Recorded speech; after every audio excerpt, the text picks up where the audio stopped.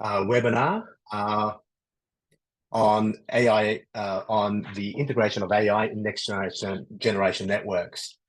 Thank you for your time, and I hope for many of you, if you attended the previous, the first webinar in May on AI-driven network management optimization, I hope this webinar will be a good stepping stone towards understanding better in terms of what AI will do and enable in next generation networks. But before then, what I'd like to do is I would like to invite Julian Gorman, who's the head of APAC, to first make a nice welcome speech and greeting. Julian, over to you. Thanks, John, and apologize if the sound is not very great. Unfortunately, I'm in the airport at the moment. But welcome to you all, and thank you all for the distinguished speakers for joining us here today. I think, as John mentioned, we had a webinar a couple of months ago. Since then, we've had Mobile World Congress Shanghai, and I know some of the speakers today, again, going to be able to make comments about that. AI and advanced mobile networks was a big topic in Shanghai. I think in recent years, the rollout of 5G, IoT has empowered organizations, individuals really to collect a lot of real-time data. And the AI systems fueled by this data are becoming increasingly sophisticated and capable. And for mobile operators, AI offers, that big dual promise of enhancing connectivity, but also improving customer experience. And it's still a big landscape. But I think there are some key areas evolving in the industry debate, around optimizing the networks, being able to optimize and automate networks, around personal interactions, being able to make connectivity and interactions personalized and meaningful for customers, and really around collaboration impact. So around mobile operators collaborating with third parties and using the data and AI that evolves from networks. But for all the opportunities, I think there's some significant challenges persist. GSMA has produced ethics for AI. There's some things around privacy, responsible use and deployment. They all remain critical considerations. And what we mustn't forget is the business case and the factors relating to the business case, such as CapEx and deployment cycles, that are significant and complex issues for the industry to navigate. So as head of the region for APAC, where AI is, I know, a broad topic, a discussion on every operator's lips and in the industry, I invite you to play an active role in this webinar and let us explore how AI can revolutionize mobile networks, foster innovation, and create a better connected world, not only in APAC, but across the world. And I thank you and I thank the speakers for joining us for this webinar, and look forward to some very insightful discussions in the hour and a half ahead. So thank you very much. Over to you, John. Thanks, Julian. Fantastic. Great. All right. So, great. So the following, the successful, first virtual seminar on AI-driven network management and optimization in May, now 7 weeks ago. Okay. Today's second DXF webinar will be on the integration of AI in next generation networks. Now, building on the first, today's webinar will focus on the next stage of telco network transformation enabled by AI. The following third and fourth DXF webinars in August and September will focus on AI-enabled platform, services, and commercial strategies that will accelerate the telco transformation journey. Now, today I've invited leading organizations from mobile digital ecosystem to share their views and experiences related to AI-enabled next-generation networks and how they are driving transformation and development of next-generation networks. So this webinar will be in two parts. First part will be for about 55 minutes, and it'll be presentations from key players in the telco and AI industry, sharing the latest related to how AI is being integrated into next generation networks. The first presentation will be by my colleague, Peter Jarrett, head of GSMA Intelligence, who will set the background for this seminar. The second presentation will be by Ryuji Wakikawa, who's the head of Institute of Advanced Technology at SoftBank, and he'll share SoftBank's experience in integrating AI in next generation networks. Ryuji will also introduce and provide an update on the progress of AI RAN Alliance that SoftBank is driving in partnership with other ecosystem players. The third presentation will be by Christopher Price, who's the Director of Advanced Technology at Ericsson, and he will share Ericsson's vision of the journey to AI native networks.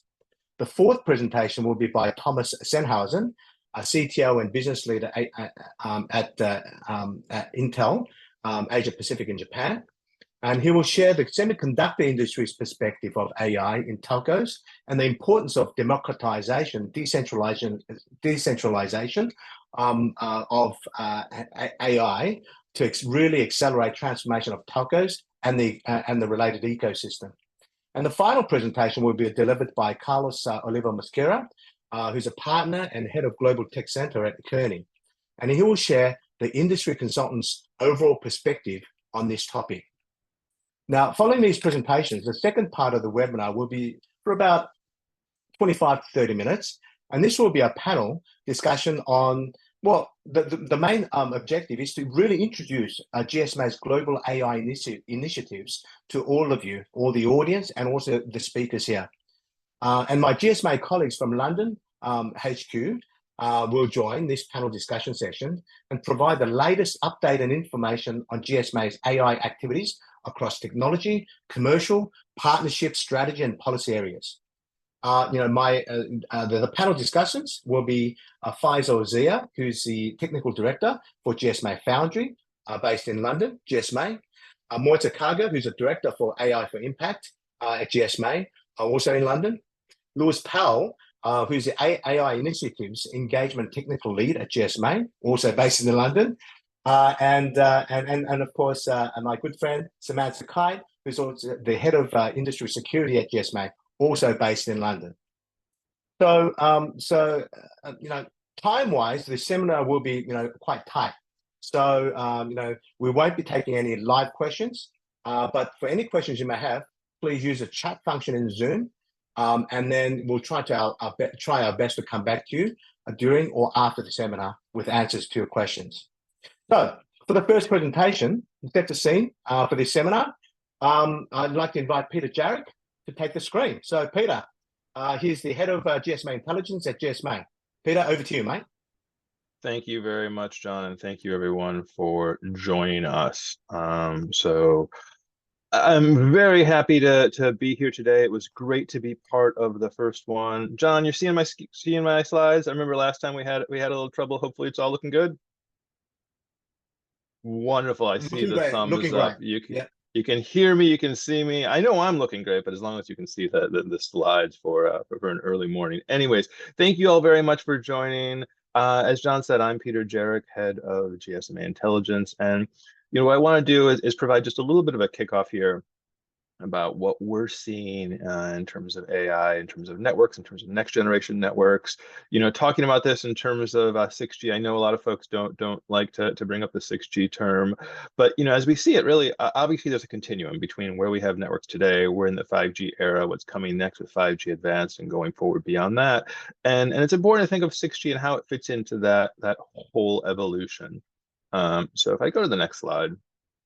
I think for those of you who don't know, and I won't spend too much time on this, as John called out, we're short on time, but for those of you who don't know who GSMA Intelligence is and are wondering, why are we here? What do? We are the internal research and consulting arm of the GSMA. It means that I'm lucky enough to have a team of analysts who super engaged in the industry, super curious about what's driving the industry, and we pull together data and insights in terms of what's taking place. That might include everything from spectrum allocations around the world to 5G connections today, tomorrow, to how operators are leveraging B2B services, custom as well as syndicated, but also, and very luckily, work a lot with internal GSMA teams. So later on, when you hear from Sam and Moita and Louis and Faisal, we work with them a lot to understand GSMA priorities and also help to feed into some of that. So I'm super glad that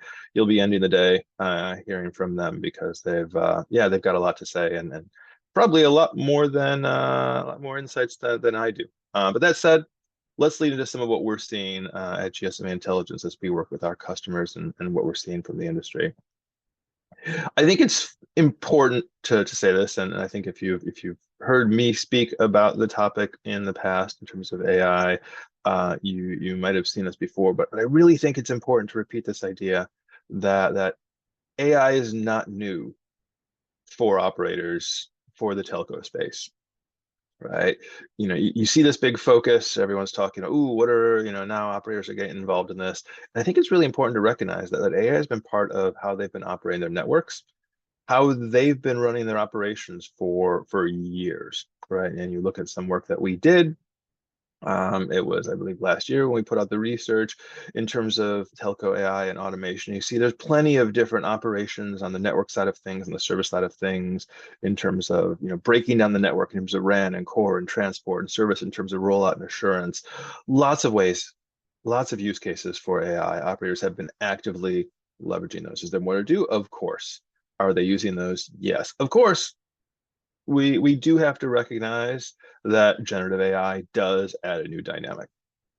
And, for those of you who have been under a rock and don't understand what that dynamic is, that dynamic has really been about democratizing it, right? Democratization of generative AI has really allowed sort of for everyone to use it. I can't see you all, but I would ask you to raise your hands if you're out there, if your parents or non-tech capable, sort of non-techie relatives have been using things like ChatGPT, and you recognize this, right? It is something that lots of folks have been using, which it's become simple, right? Which leads to network effects. Other folks are using it, which leads to new applications, new ways to integrate into existing applications, creation of new applications, which then leads to pressure, right? Pressure from your employees, your customers, your stakeholders, which has really driven a lot of this new focus on generative AI. So it's not new, but it's getting a lot of focus for some very real reasons. Now, if we go forward, and I shared this on the last one, right? I think that it's not just that it's sort of new and we're extending upon what's taken place in the past.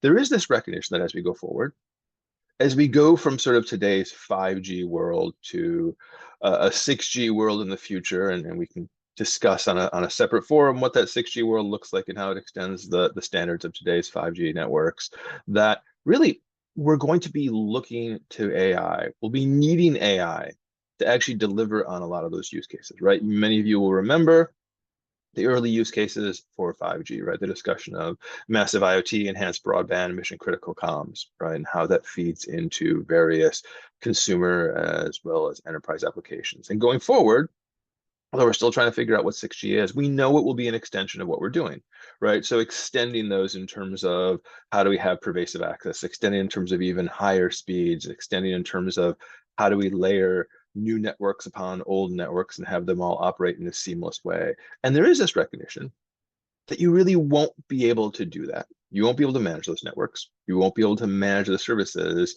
purely with human capabilities, right? You will need to leverage automation, but more importantly, AI to actually look at that. Now, what does that kind of look like, right? That's at a high level. But I think, what does this kind of look like, right? And so what I think is interesting is, I think every different vendor out there has their take on what this means, right? They have their take on sort of what this looks like.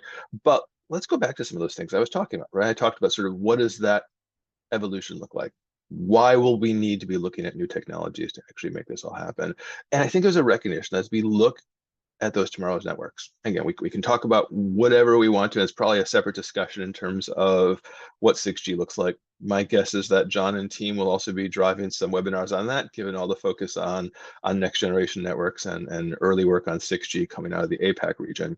But as we look at how networks will evolve going forward, what we hear from our customers, what we hear from the suppliers in the market, there's a number of things that we're going to have to sort out. Right, new spectrum allocations. Right, we know that we'll need new spectrum. We know that new spectrum will be allocated in order to support 6G and future 5G needs. Right, new suppliers. Every time we go out and we talk to operators and we ask them, how do you look at 5G advanced? How do you look at SA? And of course, going forward, this will probably hold for 6G. How do you think about the introduction of new suppliers? They see those new network opportunities as a chance to leverage, to integrate new suppliers. Right, new architectures. right? Whether or not we're talking about Cloud RAN or cloudification, we can add in some focus in certain regions around Open RAN. We know the same trigger for looking at new suppliers is a trigger for thinking about re-architecting your networks. We will see that with operators, right, going forward. Obviously, 5G is supposed to be an opportunity to break into new customer categories like B2B. We will see that continue. Sustainability has popped up. That's not going away. And at the same time, from a security side, we know that as we increase the number of IoT devices and we go to massive IoT, that means an increased attack surface. Combined with the fact that we'll be not shutting down 4G anytime soon, 5G anytime soon, and in many cases we'll tell up 2G and 3G. It means that what we'll be doing is we'll be looking at running multiple networks, some of those standards actually including AI native standards, and I suspect we'll be hearing about that more going forward. Right? All of that says that this broad idea as we move from 5G going forward that we'll be needing AI, it really is not just an idea, but it's a very tangible reality that these networks are becoming more and more complex, and that complexity is going to require support to run them. Right. So, how do we think about this? And I think what we're hearing is, we hear a lot about sort of AI for networks, right? And that's really, I think, a lot of what we're talking about. We're going to need AI to help manage all those network side of things. But what I think is also important here is this recognition, and you're seeing this discussed in the market as well, is this idea of networks for AI, right? Meaning, yes, we will need AI to run networks. We will need AI to actually make those networks work and to deliver the services on top of them that operators are important. But we'll also need robust, reliable, capable networks to actually enable all of the AI that the industry wants, right? And this is from some work that we did recently, going out to operators and asking them, okay, what are you going to need to do in your network to execute on your Gen AI plans or your customers' Gen AI demands? And what do we see, right? You probably, if you looked at the slide, you could have figured it out yourself, but I boxed it out here to make it very obvious. The top two things that they see: edge compute capabilities, network capacity.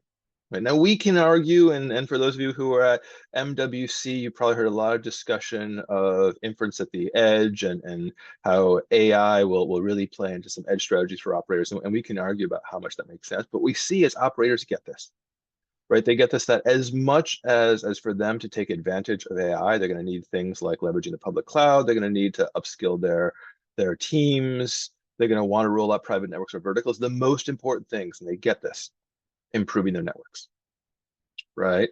If we believe telco networks have a role in delivering on AI capabilities, those networks will need to be upgraded. They'll need to be supported in line with doing that, right? You see this every day. I mean, I think most recently this was put into perspective by the acquisition coming up of Infinera by Nokia, with part of it being to help them drive AI capable networks.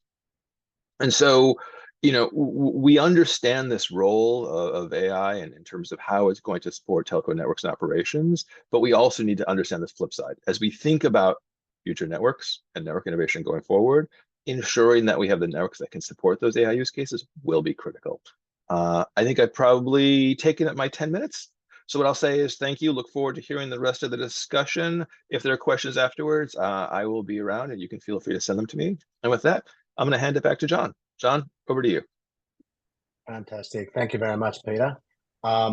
Great presentation, and I think it's gonna flow on well onto the following presentations. Based on the key points that you mentioned in relation to network development and of course evolution. Next, I would like to invite Ryuji to the screen. And now, so Ryuji, the screen is yours. Thank you, John, for intro. And thanks, Peter, for the very great summary of the AI for telecom. So I'm gonna explain how the SoftBank try to incorporate AI into our network and business. So my presentation is about two things. One is our SoftBank initiative, followed by AI Alliance, which we recently announced at the Barcelona this year. And we've been working on the several with several partners of this alliance. So I'm going to share what about the AI Run Alliance. So first, I'm gonna speak about how the SoftBank is working on this AI segment. So we announced SoftBank is transforming the whole business to the AI native. So for doing that, we plan the AI data center distributed in nationwide.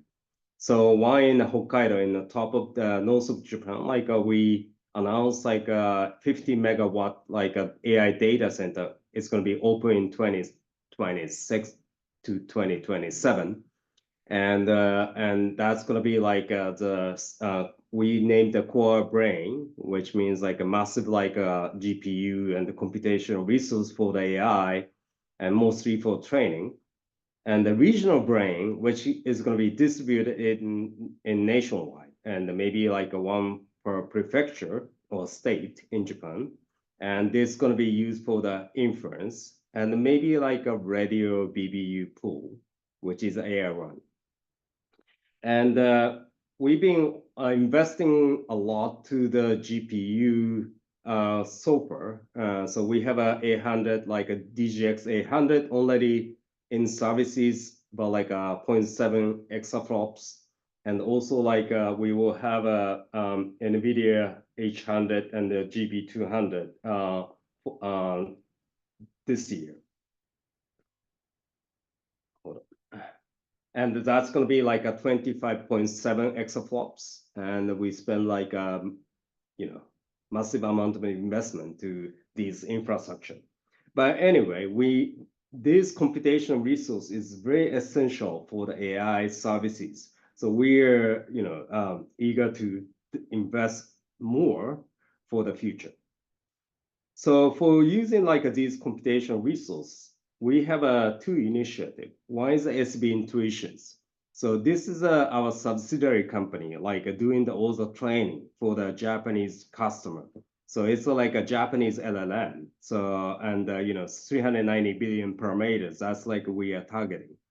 And currently this SB Intuitions is using SoftBank a GPU for training. And the second is AI Run, which is using the AI to transform our network completely AI native. And AI can improve the potential performance of our radio network as well. So this is about the AI Run. I didn't put the info on the slide, but we also announced a partnership with Perplexity. So all these subscribers of the SoftBank has a free access of the Perplexity services for free. So this is a very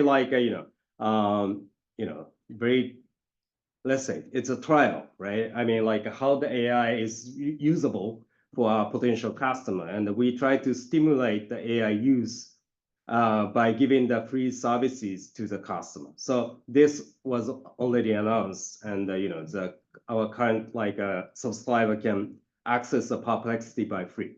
This is the another move we are doing on the business side. So regarding AI Run, we are collaborating with NVIDIA for long. Actually, starting from 2019, way before this AI boom is coming. So we started the collaboration with NVIDIA in 2019, and we have some prototype in 2020 and 2021, and we are still currently closely working with NVIDIA for AI Run, using the NVIDIA and the ARM Grasshopper server. So ARM is our subsidiary company as well. So we believe ARM has a very great future, which is a lower power consumption, very efficient way, but also a very powerful computation resource. And this Grasshopper has a super high bus system NVLink, which is 7 times faster a bus between the CPU and GPU. So it's a Formula 1 on the server. So we try to leverage these super server for radio. So basically O-RAN, B-RAN type of the implementation. So this is going to be high scale, high performance, software-based radio implementations. And also, like we recently opened a joint laboratory with NVIDIA in the United States. So my team is like now transferred to the US to accelerate the collaboration with NVIDIA to make this AI run implementation ready for the commercialization. So that's what we are working on right now. So maybe you guys have a kind of like curious like what is the AI run? So I'm gonna have share some video about the AI run here. Using the ARM-based NVIDIA Grace Hopper superchip, Japanese telecommunications provider SoftBank is building a new class of data center, distributed, low latency, extremely energy efficient, and a common platform to provide high performance for both AI and 5G RAN workload. With the rapid advancement of AI and demand for AI computing, telcos have the opportunity to become AI factories of the future, essential platforms of transformation for every enterprise and the next generation of social infrastructure. Their accelerated, distributed data center not only has the benefits of cloud computing, including resource pooling, improved scalability, and higher utilization, it also enables ultra-low latency due to its proximity to customers. This means that more compute resources can be allocated to 5G when crowds gather for a big event or to AI applications when demand for 5G is lower, achieving maximum data center utilization and ROI. And by making it possible to power today's demand for large language models, for generative AI and upcoming applications like autonomous vehicles and metaverse experiences, opens up massive revenue opportunities for telcos by using the common infrastructure for 5G and AI. To learn more about SoftBank's move towards the AI-powered future and how NVIDIA is enabling it, check out the link in this video's description. Yeah, so what we are trying to do here is like we've been like investing to the base station every year, like 3 to 5 billion annual like investment to sustain like and improve our infrastructure. But actually like ARPU is declining and CapEx is increasing, and the market size of the telco is relatively smaller. The AI market size is much bigger than the telco. So instead of like invest to the base station, why not like a investment to the infra, like a AI data center? So that's the idea. Using the GPU for radio, we can potentially get the BBU work at the edge as well as AI edge computing resource. That's like how we envision. And this is an all necessary move. On the top, this is about like where we are now today. So we invest a massive amount of investment to the 5G in the radio on the left side of the yellow bar. However, all the applications on the smartphone is actually anchoring on the far right, which is a cloud server. So regardless of like how good the performance of the 5G radio in the last one hop, all the applications are far away, so 200 milliseconds. So only few customers actually like enjoy the 5G benefit, because every application runs on the far away. So what's the point of the 5G? LTE is sufficient most of the time. Even like higher bandwidth in the radio, we cannot like guarantee the 1 Gbps to the AWS or hyperscaler cloud services. So putting the AI run data center at the edge and in our telecom network, we can guarantee the lower latency and since application at the edge, and we can also like enjoy the higher throughput. And as the video explained, like we can share the same asset for the radio and AI application because of the GPU.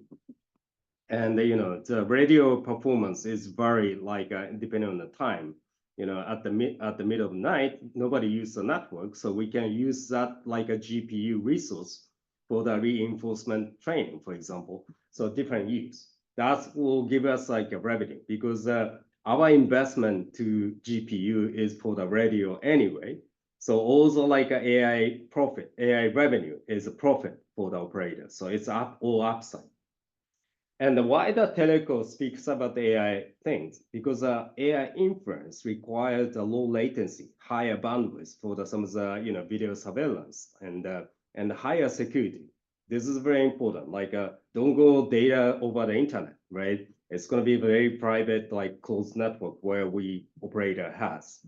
And we have a distributed computing server. It's because of our infra is in the nationwide. So there's some reason for operator doing the AI inference. And also like a radio improvement. That's all about the AI forerun.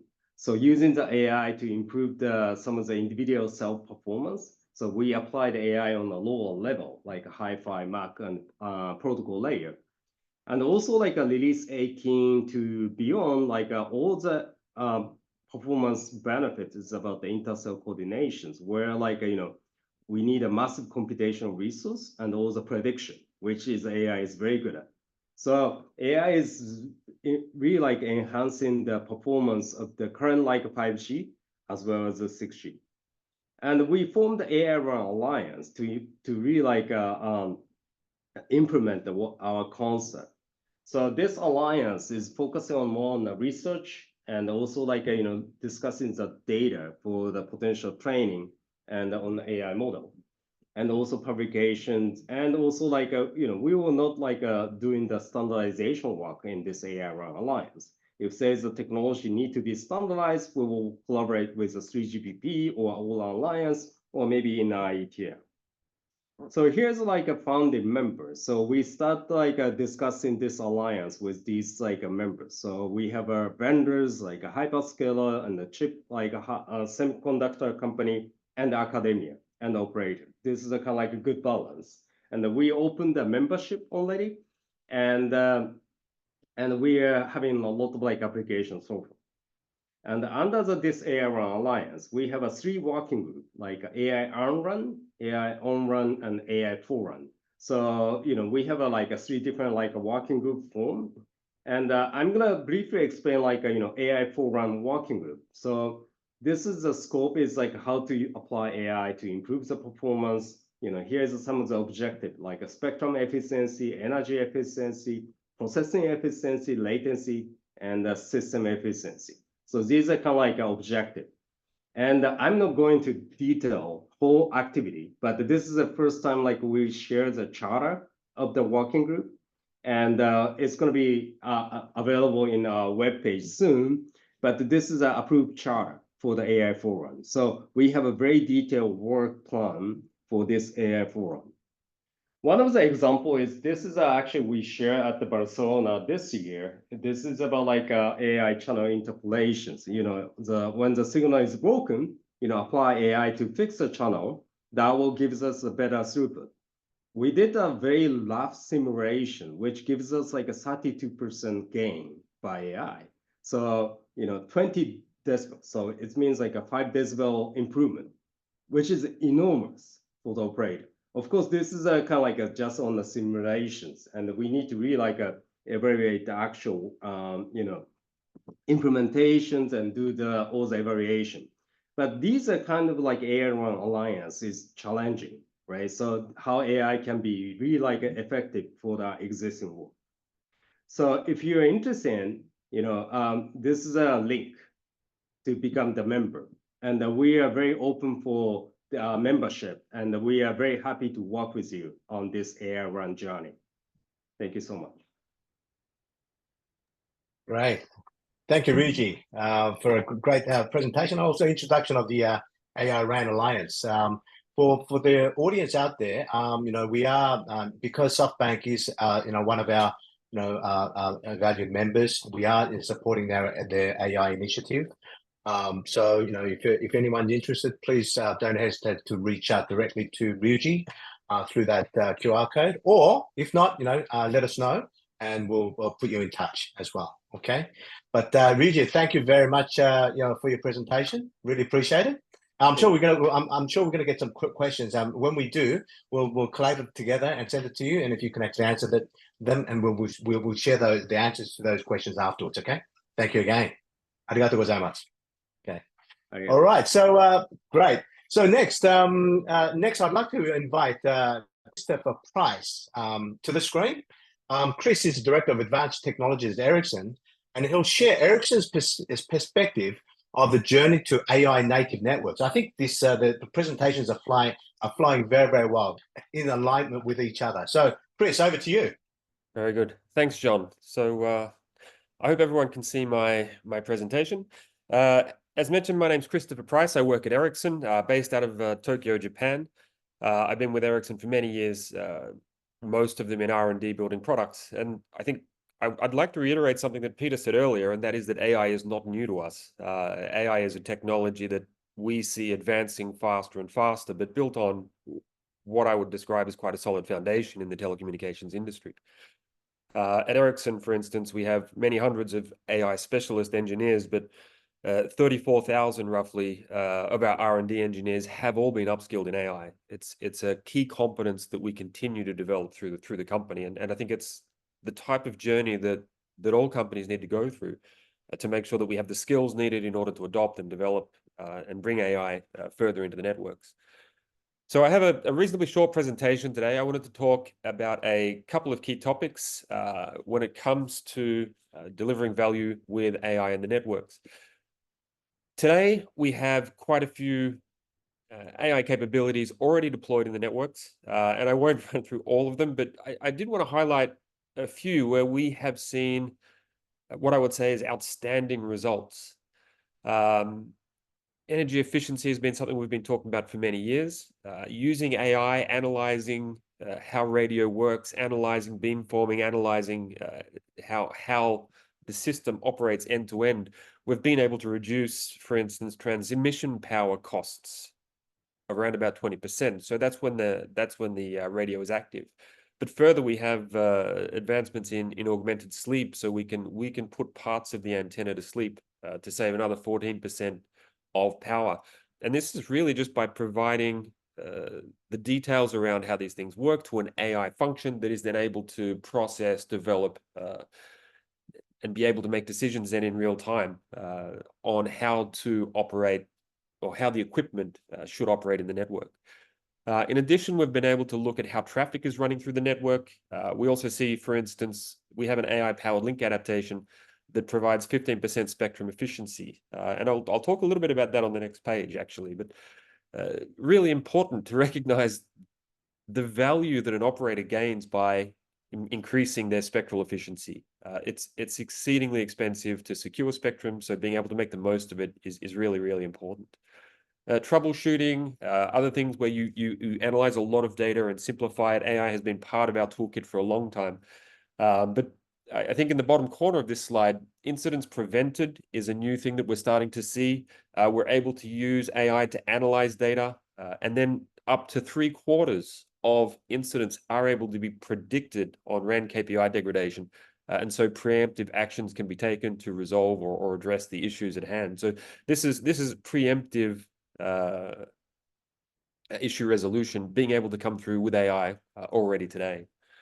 So very briefly wanted to touch on the AI-powered link adaptation. And here I think it's a really good example of AI taking a long time actually to come through and be able to bring the capabilities to bear in the network. We have been looking at error rates and spectrum block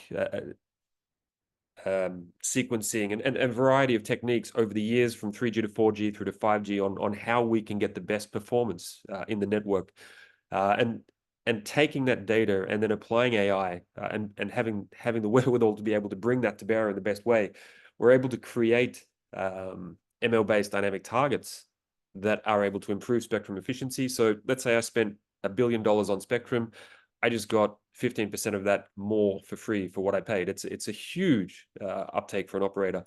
But not only that, if you're a network planner, we also see 50% increased cell edge download throughput by using these types of schedulers. So being able to statistically maneuver around block error rates, we can actually improve cell edge. And that, from a quality of experience perspective for people on their phones, is a big lift for any network out there today. So 3G was great, 4G, fantastic. What we're seeing with 5G, with the blending of AI in 5G. We have more spectrum, we have greater throughput, and we have much better performance of the radio. So the experience as we roll and upgrade our networks and bring them forward to 5G, moving forwards to 6G will of course continue to improve. Peter again mentioned earlier generative AI. And generative AI is something that we've been exploring for some time at Ericsson. Of course, public models have been fantastic in creating awareness of exploring opportunities and being able to look at how can generative AI play a role in our day-to-day. And to say generative AI helps develop products, it absolutely does. Generative AI in the R&D process as a coding partner certainly helps speed up the way we produce software, the way we are able to solve problems and avoid issues with code analysis is really important. But also when it comes to operating the networks, we're able to create LLMs on product catalogs so that you can interact with an AI system and ask it questions about the product. How can I improve this, or how can I adjust that, without needing to pore through manuals or do text searches. In our Vonage platform, we have AI assistants there, and this helps with enterprise engagement and enterprise utilization of modern 5G networks. And I think the example of the travel report duplicate identification is actually more intuitive than it sounds. I think being able to use language mapping and infer incidents from how people describe different issues that they see in the network, and then being able to correlate those, it certainly helps find where we're seeing repeat issues or where we're seeing a similar issue somewhere else that has been resolved in a different place, and correlating and correcting those issues. So from anywhere from learning how to operate the network to being able to handle issues as they occur in the network, or onboarding enterprises onto your network, we see generative AI playing a big role moving forward, and not only for vendors when it comes to actually developing the products to deploy.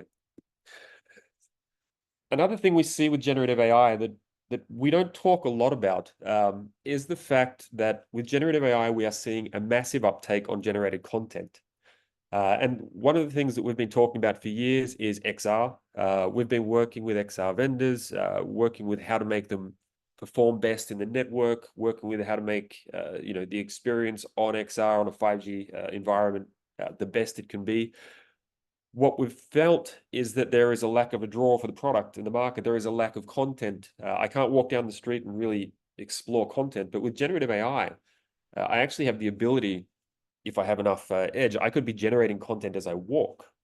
I can use XR and Gen AI in a collaborative manner as I maneuver around the world and as I interact with other things. And these models and the exploration of generative AI in an XR or 5G environment is something that we see and expect will have a big impact as we move into the final stages of 5G, and then as we move forwards into 6G. And this brings a number of new demands and new requirements, which I won't go into. I'm running out of time, but watch this space. I think generative AI and XR from a consumer perspective, from a prosumer perspective, will have a big impact on our networks. But we see AI everywhere, and we are on the path to what we describe as AI native networks. Of course, capabilities in the network today, capabilities moving forwards when we have high performance differentiated networks, when we're able to create an environment where I can produce and consume capabilities in the network as I move through the 5G environment, towards an AI native 6G, where we have more AI on the air interface, where we have, for instance, context-aware sensing built into the RAN, and AI assisted positioning. There will be amazing things coming. I think the world, as we move from 5G to 6G, from a consumer perspective, will be an amazing place, and AI will be a big driver and a big enabler for that. Thanks, John. That's me, I think, taking up maybe a minute more than I should have. So appreciate it. No worries, Chris. Thank you very much for your presentation. And Chris, I think you've actually put a point there in relation to XR, because a number of meetings that I've had with academia, largely, I think a lot of the people in the audience may also realize this, but a couple of years ago, metaverse was the thing, right? It was a big thing. And a lot of the academics that I've been speaking, they're saying, no, maybe the metaverse was a little too early. They could have actually come afterwards, and they actually do see a potential of AI really driving forward with you could say the rebirth of metaverse. It's quite interesting. Yeah. So great. Thanks for that. All right. Great. Yeah. So Chris, thank you very much once again. Next, I'd like to invite Thomas Sennhauser from Intel.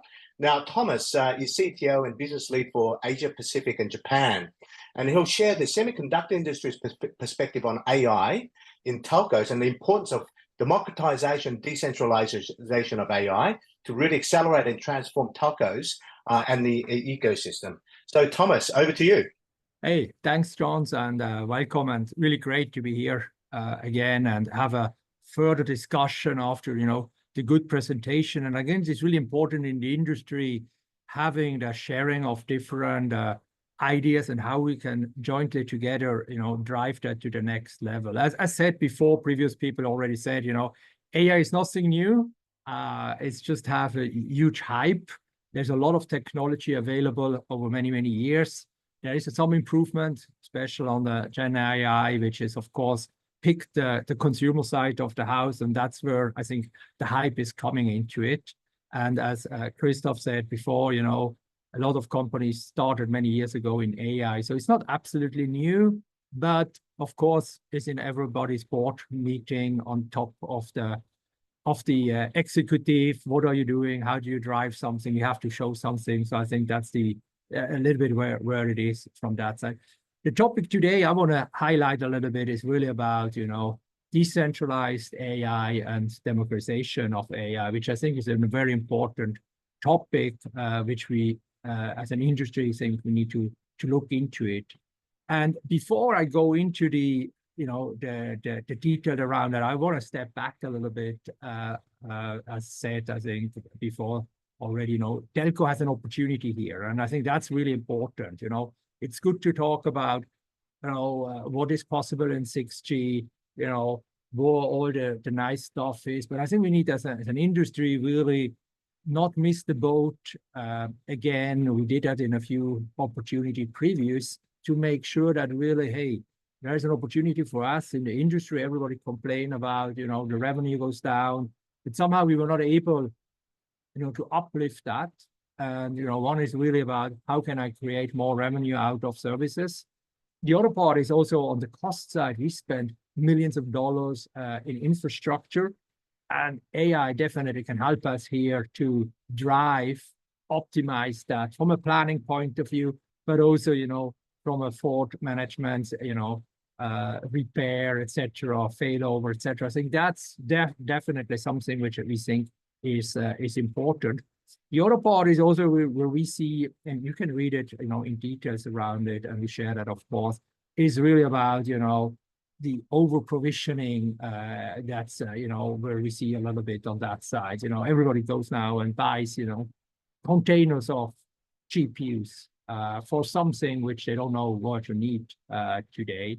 So I think, I have a little bit of different view than maybe some of the previous discussion. I really think, be careful, buy what you need. So the over provision is a critical part. Just buying something we need maybe in 6 months or even longer.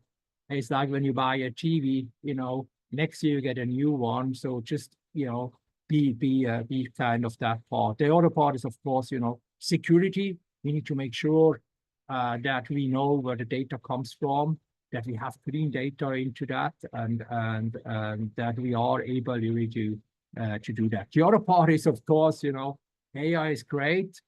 And again, AI is not only about GPU, said that in the previous session, it's also about CPU. So you can do a lot of inference where you don't need a GPU. And the other part is we really need to have a look into, always with one eye, a little bit about the power efficiency. So we really need to choose the right ingredients to achieve the business outcome. And I think that's another critical part we need to look into, and it's our responsibility as an industry. The other thing is, this thing is not plumping down from Earth or from the sky, and now we have to do something. Let's be realistic. it's a journey, you know, and you can say, oh, you know, telco to tech journey or telco to AI, you know, some operators say we are now an AI company on Monday morning, and that's good to go. And I agree, AI will impact our life, and there's a lot to come. But I think we need to have a kind of a journey. How do we go there? And, you know, it's like, you know, from the network equipment in the traditional way, where we started, and we had NFVI as a kind of a part where we said, hey, that's now the things, we separate that, we brought the virtualization into our network, you know, and then we came with the cloud native approach, you know, which was a kind of NFVI 2.0. And now with AI, you know, we see it very, very similar. That's an AI components coming into it, which is needed, you know, for different layers, what you want to do.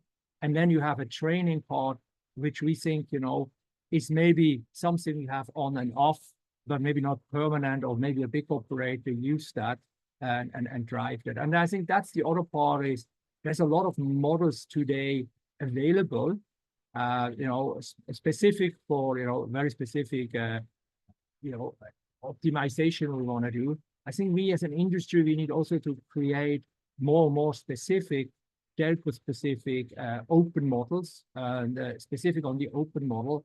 I want to choose that because it has to be shareable. It has to be for everybody accessible. So not only that the big guys have something and the rest cannot use it. And I think it's really part of our responsibility to drive that a bit broader and drive that in a collaborative, democratized play around that.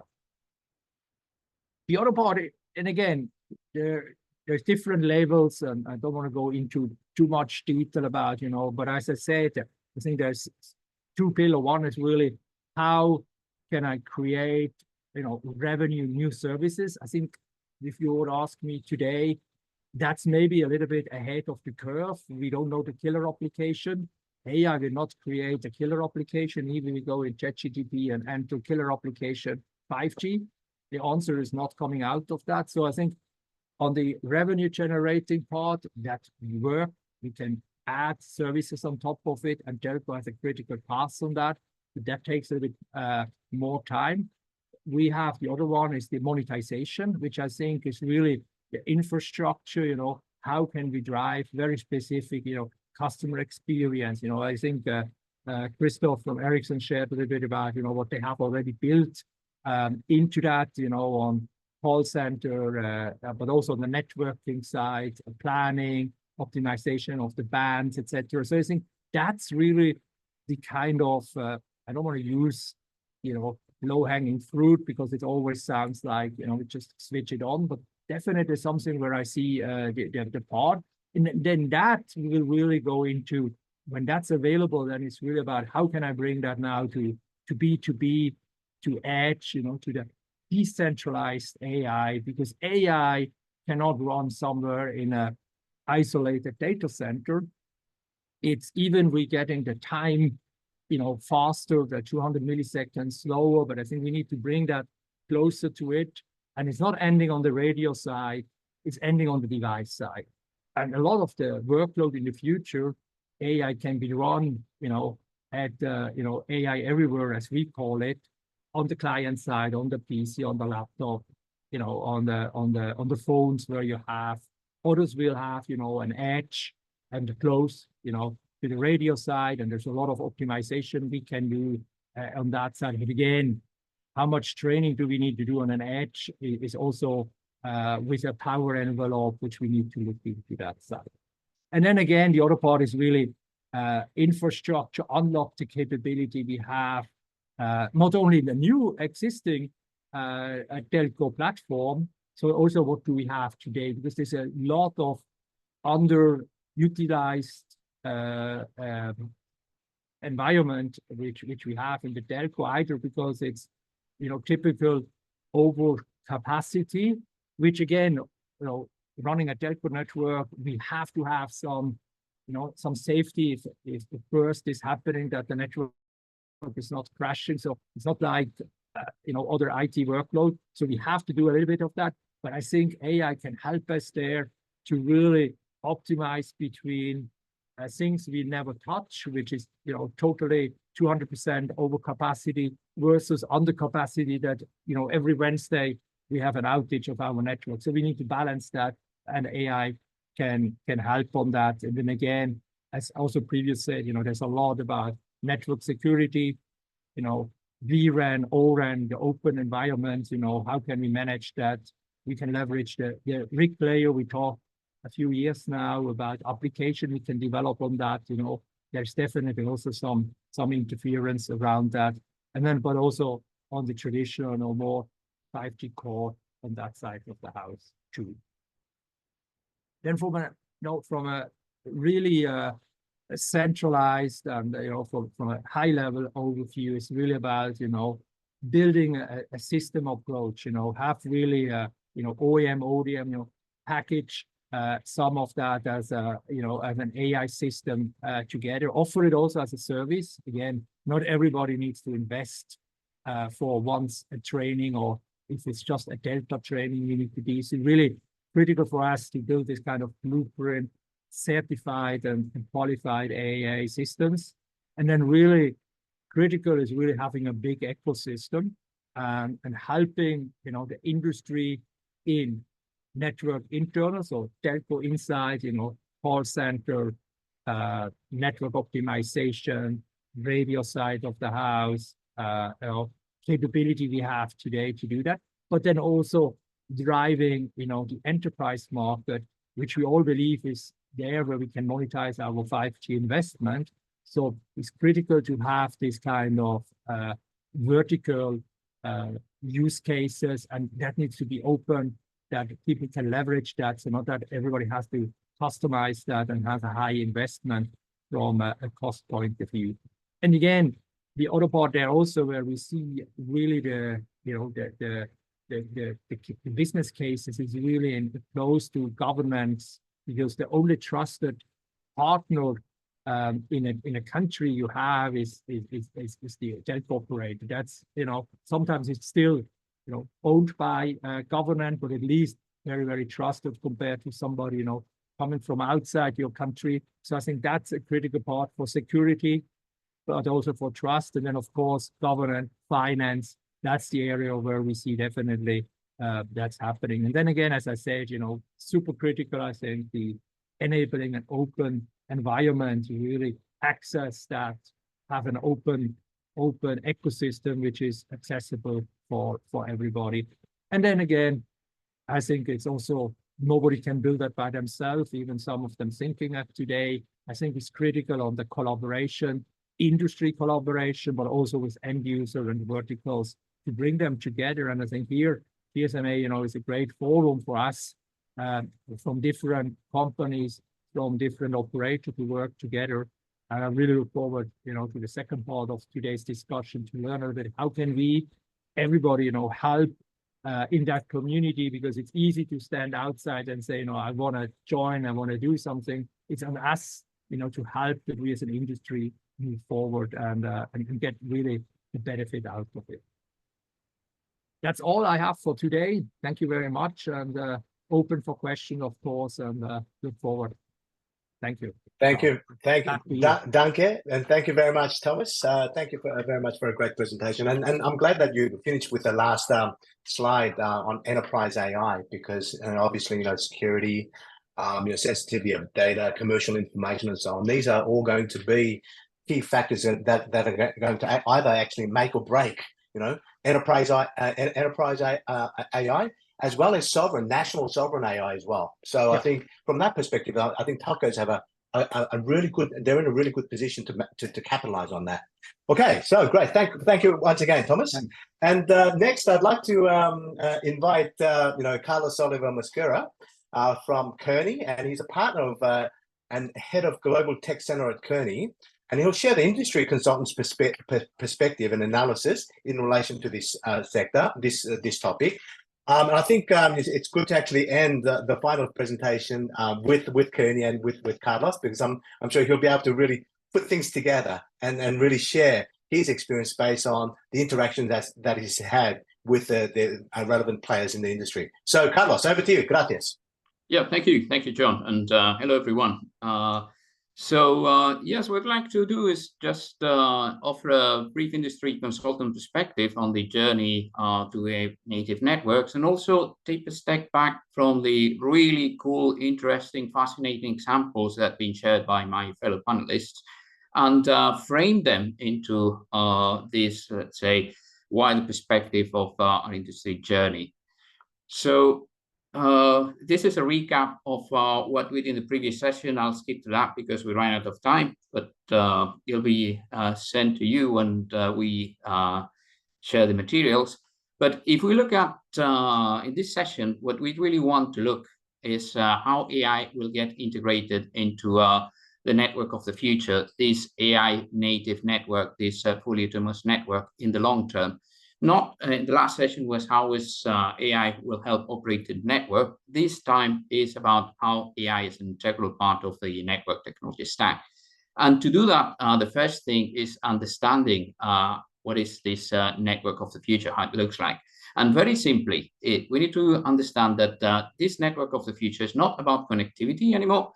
It's a multi-layer platform. And this platform offers slices with a very different functionality and QoS features, and exposes API to manage those slices to be able to digitally compose services and solutions.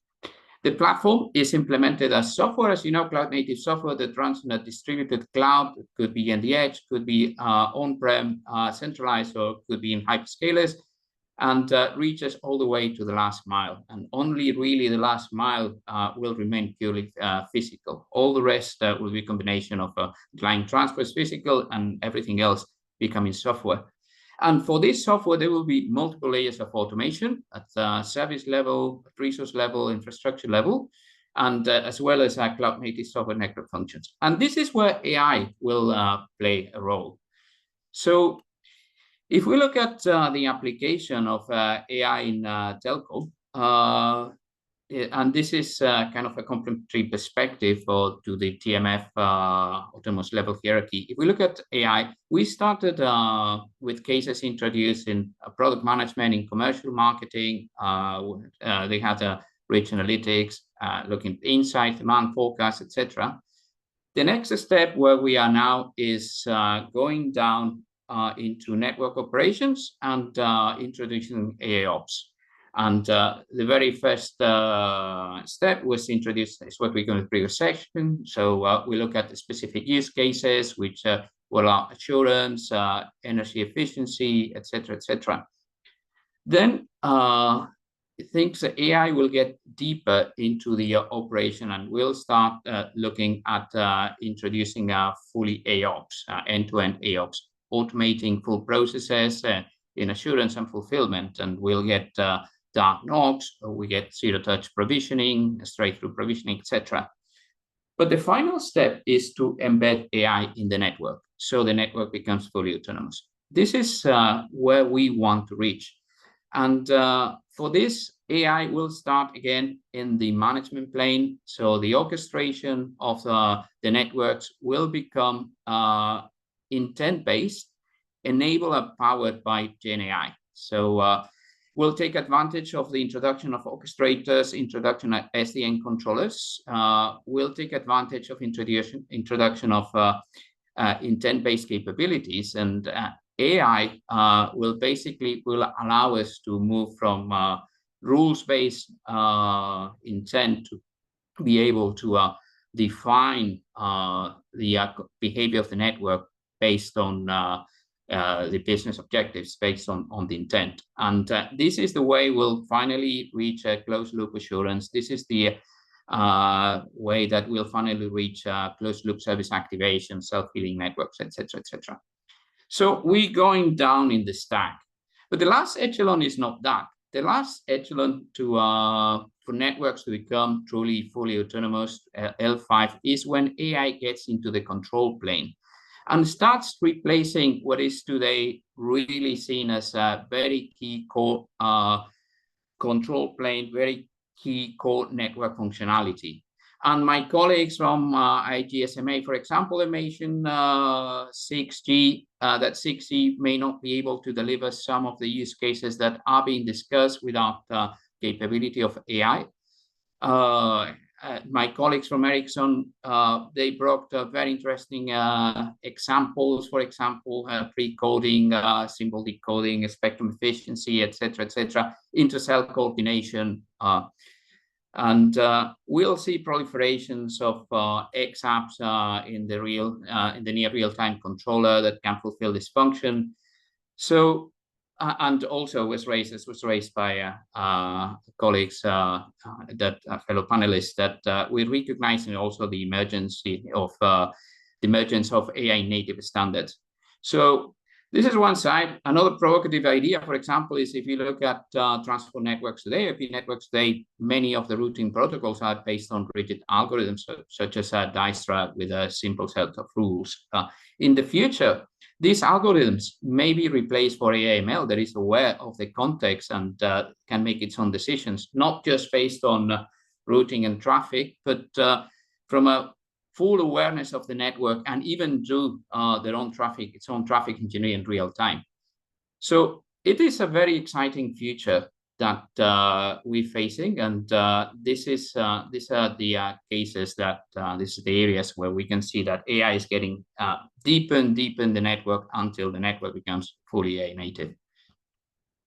Here I have some examples of use cases for this AI native network, where AI is deeply embedded in the control plane. I won't go through them, and I think my fellow panelists have done a better job just describing the details of these. The only point I'll remark is not just RAN, there will be everywhere in the network. There will be RAN, there will be core, there will be transport, and they will be ubiquitous.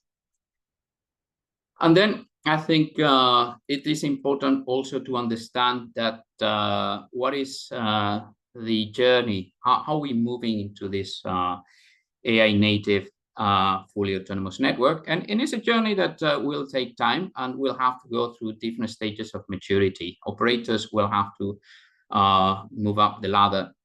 Most operators today have moved from reactive operations to proactive operations, and they have uplifted processes like change management, fraud management, proactive fault management, fraud prevention, etc., so that they spend more time preventing fires than putting off fires in the network operations. For this, they have uplifted their data governance, and they have established a sound data foundation that is comprehensive. To be able to excel in that, you need an information model as end-to-end, you need accuracy in your data, you need real time. You cannot make decisions, for example, in a NOC, you cannot wait 30 minutes to detect a fault because you don't have the data. This foundation is the very same that you need to implement AI. So this is the first step to get into the AI, becoming proactive and getting this sound data layer, because ultimately your AI is as good as your data. So this is where most of the efforts are happening today. And the next step from operators and the ones more advanced is the implementation of AIOps. So that's the next echelon, which we see that it is happening now, but will be prevalent and incumbent next 2 to 5 years.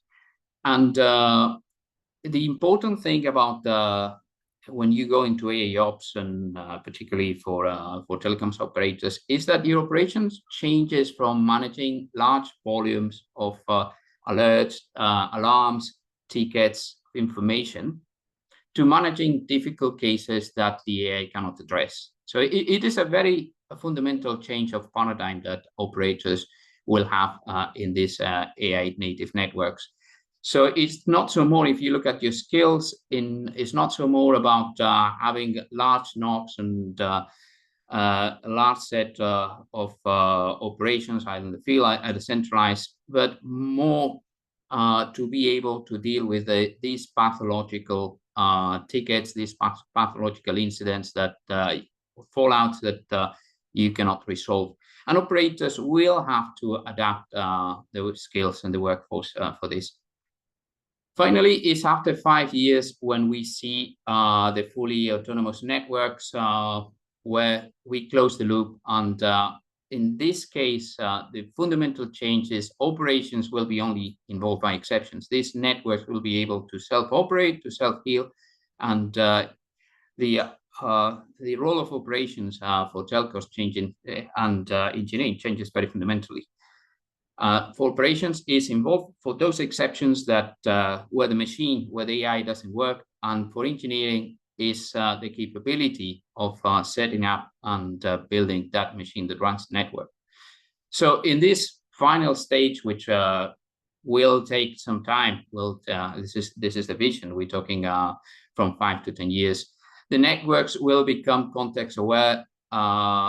Intent-based automation will cover most of the activities, and of course, GenAI will play a major role building this automation. The process will not be focused on the operation of the network, but the exceptions, and developing and operating the machine, the AI that will run this fully autonomous network. And this is important because now the focus in terms of operators getting ready to be able to handle this new world is developing the skills, the capability to build the machine that builds the machine.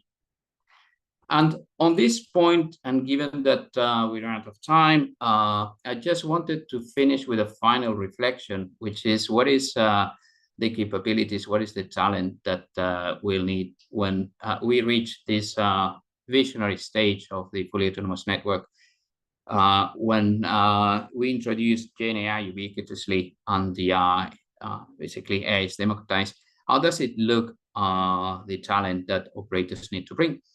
And this is very different from today. So today we have capabilities to design, to plan, to build, and to operate the network. Whereas in the future, what we need is capabilities to design, plan, build, operate the AI, the machine that builds and operates the network, the machine that designs the intent, the machine that self-defines the rules and trains on the rules that will operate the network. And of course, this, as we can see below, this requires a very different skills. So it's not about knowing details about protocols, about topologies, but understanding how to analyze and automate protocol efficiency through the machine, automating configuration management, or how to deal with exceptions for the AI that is running the network.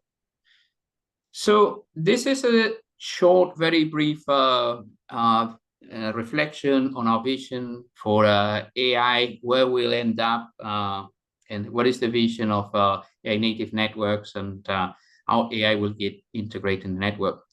I hope this offers some provocative insights, and be very happy to reply and answer to any questions that you have in the chat. Thank you very much. Great. Thank you, Carlos, for a great presentation. And yes, that actually leads us to the second part. We are fighting for some time, as usual. Apologies to everyone. But once again, gracias, Carlos. Now, Carlos in his presentation mentioned about the need for upskilling, education, and so on. That also, flows onto what we're going to discuss here. So now we'll jump straight into our second part of our panel discussion to really introduce the GSMA's AI Global Initiative. And so we have Moita Cargo, okay, who's the Director of AI for Impact at GSMA in London. We have Faisal Zia, who's the Technical Director at GSMA Foundry in London. We have Lewis Powell, who's the Technical Lead for AI Initiative Engagement and Partnerships at GSMA. And lastly, but not least, we have Samantha Kite, who's the Head of Industry Security at GSMA. Now, I've actually brought my colleagues, all four of my colleagues, together because GSMA, as big as it is and as spread widely around the world as is, we are all working together for the benefit of the mobile industry and the ecosystems around it. And so what I'd like to do is firstly invite Moita, given the shortness and time right here, because Moita has been involved in the AI for Impact, AI for Good for the last 3-4 years nearly. I still remember, well, maybe about 3 years, right? Just before for COVID. And so And she has been driving this forward, and she's actually working, putting her in the center. We have the colleagues like Faisal, Lewis, and Samantha, and of course, the regions like myself and Julian working together for the benefit of the mobile industry. So, Moita, just to introduce yourself, and I'd really love you to just explain to the audience, what you're doing and what you plan to do. Over to you. Perfect. Thank you so much, John. And John, look, time flies because we actually started with AI activities in 2019, so already before COVID. Oh, 5 years, mamma mia. Exactly. But look, on our side, one of the key focus areas for us being reported all the way up and really close also to Matt's is the responsible AI by design itself. And we started working on that already in 2019 when we initially indicated what are the principles that the mobile operator should look into it. But later on, mainly on the recommendations on how to bring responsible AI practices into place and into business as usual. And this is one of the key points. So supporting the operators in the uptake of responsible AI activities, but very importantly, also in proactively spotlighting the importance that operators are already taking in this place, which is very hugely important for two different reasons. One is especially for policies and regulations that are being discussed, because this is helping us create more flourishing policy environment on our side. But on the other hand, is also to protect trust that we have built with our customers so strongly over the years. So these are some of the activities that we are doing. Of course, also on policy and regulatory side, we are helping with creating guides and common messaging and recommendations for operators, and also working with influencers like OECD, IMDA, and others across the entire world. And finally, one of the activities which I think will be really interesting to this group is actually on AI transformation journey. And as part of that, we are trying to pave the way on how to embrace AI transformation within the mobile industry and how to support operators in ensuring best practices and innovative strategies across the sector. So as you can appreciate, depending on where we are in the globe, there are further or different advancements of AI and the uptake, and we are trying to help across the board. We are also collaborating with GSMA, and Peter already mentioned that briefly, and I'm really happy that the AI Market Series 1 is coming out soon. And as part of that, we are deepening our focus on specific AI areas while also spotlighting the work of the MNOs. So essentially, ultimately, our objective is to support the industry towards becoming AI-centric telco, but at the same time, to ensure that the responsible AI practices are in place and that we are compliant with existing regulations and policies where this is needed. We are helping operators across the board in different ways through subgroups, task force, etc. And I would be happy to share further on this later on remotely. If any interest, please do reach out to us. But I think to close this part is like, yes, we are collaborating across the board with everyone that is here. But even beyond that, within GSMA, we are really trying to step together and drive this together holistically. And AI Summit, which is coming up in November, is, for example, one very good indication of doing that, where we will be, on one hand, opening up to everyone and driving the event and seminars closely with everyone on this call. But on the second day, also driving workshops directly just with the members on the teams that I mentioned. So thank you with this. And I think I'm hand over to Louis. Well, Moita, don't forget to mention the M3. Don't forget to mention the M360. Where we will actually have a convening session. Yeah. And a lot of things are going to be happening at M360 APEC in Seoul. I believe a lot of us also on this call are actually going to be in Seoul, and we'll be supporting and driving some of the conversations exactly on this that we have mentioned now. Thank you so much. Great. Thank you. That's great. Fantastic. Thanks for that. Yes, let's jump on to Lewis, because Lewis is driving our engagement and AI strategy. So Lewis, over to you. Please introduce yourself and just share what you're doing and what your plans are. Great, thanks, John. Yeah, my name's Louis, based out in the London office, and I've been at GSMA only a couple of months now, but we're really trying to build up our capability in the AI space, building on the great work that Moisture and the team have been doing. My role essentially is to reach out to the wider ecosystem to work on what we're calling foundational or fundamental challenges and strategic opportunities in AI. So for example, we've built a partnership with IBM to help our members have access to their What's Next platform, exclusive access for about 30 million tokens. So that gives our members access to compute and also IBM's expertise. And we'll be looking to build out more capability in this compute and expertise area. We're also looking very closely at data availability and evaluation. You will have heard recently a bunch of new large language models focused on the telco industry are launching. I was out in Shanghai, and a lot of work is happening from our vendors over there and in the China space. So we're looking to help our members have access to the right data and to the right benchmarks so they can evaluate these different models to see which is most effective for their business. And also our advanced team is working on skilling, as we mentioned in various different of the conversations already today. Having the right expertise and knowledge in your companies is vitally important as well. So we'll be building out capability there. In terms of the strategic opportunities, one of the main ones we're looking on is the open gateway, so open access APIs. What are the use cases for AI in this space? So we're talking to various different AI scaled businesses looking for use cases in around deepfake voices or voice cloning, ad fraud, etc., to really make sure that we're generating demand from the AI wider ecosystem. And then the other space that's been mentioned a couple of times today is this sort of AI localization play. So how do our operators make sure that they are the number one player from cloud to network to AI capabilities? And we think language is a real key component with that. And my colleague Faisal will go into more detail in his section next. So really what we're trying to do is work with this wider ecosystem, focus on these foundational challenges and strategic opportunities. And to do that well, we need input from you. So we're running various different events, but please reach out. We'd love to hear more about what you guys see as these opportunities, specifically around AI monetization and what's holding you back from moving faster. So I'll leave it from there for now, but yeah, please reach out. Love to work with you in more detail. Thank you. Great. Thanks very much, Lewis. Yeah. So everyone in the audience there, if you'd like to get involved, from mobile operators to governments to ecosystem players to startups and so on, please reach out because and Lewis is very, very hungry to work with the ecosystem. Okay, so please do reach out. So having said that, we are fighting for time. I'll go straight over to Faisal. Faisal, would you like to introduce yourself and just describe what you're doing, following Lewis's explanation of his activities?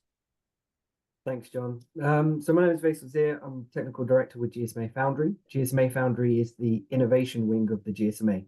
Effectively, change, disruption, trends are happening faster and faster to our industry, and it's how do we keep on top of that? So that's why we focus on topics like AI, non-terrestrial networks, 5G, 6G, monetization, efficiency is kind of those big buckets, those big topics. Now, a couple of the speakers already spoke to the key principle of operators investing in their networks, contributing to GDP significantly, but obviously not seeing that return on investment. So those are some of the key drivers behind this. And when we look at innovations, particularly around the AI space, and in telco in general, siloed, fragmented, duplicated, people working on the same things, doing the same use cases over and over again. And we see it not only within region, but we see it across the globe. And this is part of the challenge that we want to bring. Taking the strength of the GSMA as that global convener, bringing people together, acting as a hub for that mobile innovation piece. So cross-industry collaboration, focusing on those key themes of AI, non-terrestrial networks, and those sorts of things. Can we bring together partnerships? Can we bring together projects? Can we bring together challenges, funding opportunities, and also establishing a labs network? Everybody's working on telco innovation. Everybody's got a lab. We looked at it and should we spin up a lab? No, we need to convene the existing labs that are already out there. They're not all built equal. They're not all got the same focus, but essentially using that, bringing together that convener role, how do we actually help stimulate and actually drive telco innovation in a more, work smarter, not harder kind of perspective. So in that sense, we've got. Whoops. I think we've got a technical issue here. Okay. All right. So whilst we wait to Faisal to come back, let's jump over to Samantha, because Samantha is involved in security activities within GSMA, and Samantha she actually fits across all of us, okay, and all the offices. So Samantha, please introduce yourself and introduce your activities and your plans, please. Yeah, thanks, John. I'm Samantha Kite. I head up industry security at the GSMA. So yes, we cover all activities. When we look at future new technologies, they're great, but we also need to understand how we can secure them. So when we look at AI, we look at it in two different ways. We look at how to secure AI, and then we also look at how to defend against AI attacks. So some of the sorts of attacks we might be seeing around like data and IP leakage and theft, high-speed targeted attacks, orchestration of generative technologies for misuse and misinformation at scale. When we look at it from a security perspective, we know that we're not starting from scratch. Some of the security controls we already have can be applied, and the principles. So that includes secure by design, looking at the supply chain, tracking assets, and having incident response plans. But in saying this, there are a couple of things that we're doing to bridge some of the gaps that come up with AI. The first of these is to establish a framework that can be applied to AI use cases. The second of that is to have a platform where the ecosystem can come together to share indicators of compromise. So what are they seeing in the AI space in terms of the attacks that they're seeing? Are there any similarities across those attacks? Is it not just one area that's being attacked?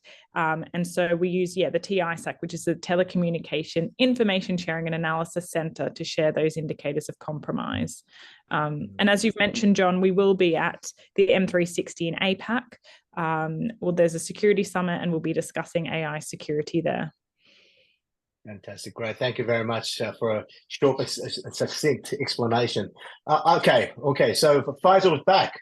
Faisal, all right, over to you. Can you hear me? Back to me. I don't know how much I missed. Apologies. You can carry on, no worries. You can carry on because Sam's just jumped in and just explained her role and her activities. Yep. Thank you so much. So obviously, partnerships projects. We were just talking about languages. We've got a partnership with the Barcelona Supercomputing Center. AI is being developed in the top 50 languages. There's 6,950 other languages out there that exist. How do we help that, considering operators have been enabling voice for the last 30 years? So we've done a partnership with Barcelona Supercomputing Center, who have moved Catalan language from low resource to high resource language. And they're now obviously developed an LLM. The LLM is now being picked up as an open source piece by Azure, Google, and others, which is a good story, right? So can we take the knowledge, experience, playbook, and export that to operators? We've got a pilot underway with Veon, who are looking at this and are going through at the moment infrastructure options for developing an LLM in the Kazakh language. So, in terms of what is GSMA Foundry about, it's about insights, it's about experience, it's about expertise, it's bringing the global voice together and how we can collaborate on these important initiatives. So if you want to get involved, gsma.com/foundry for more information. With anyone to find out. Sure. Shameless plug. Right, guys, thank you very much for your input. I will be sharing necessarily the slides that have been approved by the speakers, and also the information from our respective resources with all the audience. So hopefully there will be a lot of interest and possibly requests to join our activities as well. But before we finish up, we've got 2 minutes. Moita, any last comments? Just representing everyone in this, representing the GSMA's global AI initiative, please. Just last quick comments. Perfect. Thank you so much. Yeah. So what I would say is, if any interest in if everything that we shared, please do reach out. We are always very open for one-on-ones. Essentially, on our side, we have a task force also, as part of which we bring together the strategic decision makers in AI space, and over there we discuss all of the strategic matters. So if there is interest in further engaging with ourselves, reach out and we'll figure out how across the GSMA we can best support you. A lot of things are happening. not only the ones that we present, actually even further ones, and we are even further exploring it. So any inputs from yourself will be super welcome, and we'll try to find a way to address it. Thank you. Thanks, Moitza. Well, we're nearly at the end. Well, thank you, audience and the speakers, for your input and for your interest. I will share the slides, the approved slides with you following this event. If you're not members of DXAF, please do sign up. If you're, and please consider participating in our AI initiative globally, because you can only gain from it. And I think it's going to be good, very, very good for the global mobile industry. Once again, thank you very much. We will actually have the next DXAF webinar at the end of July, at the end of August, and I will share that via email. Once again, thank you very much, and good luck to you all. See you again soon.